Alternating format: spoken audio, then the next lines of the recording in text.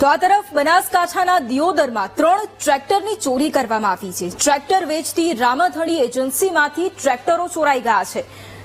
અજાણ્યા શખ્સો ઇન્ડોફોર્મ કંપનીના ટ્રેક્ટર ચોરી અને ફરાર થઈ ગયા। એજન્સીના માલિકે ફરિયાદ નોંધાવતા હવે પોલીસ દ્વારા પણ તપાસનો ધમધમાટ શરૂ કરવામાં આવ્યો છે અને જે અજાણ્યા શખ્સો છે તેમને શોધવા માટેની તજવીજ પણ હાથ ધરવામાં આવી છે। એજન્સીના માલિકે ફરિયાદ નોંધાવી છે અને હવે પોલીસે તપાસ પણ આરંભી છે।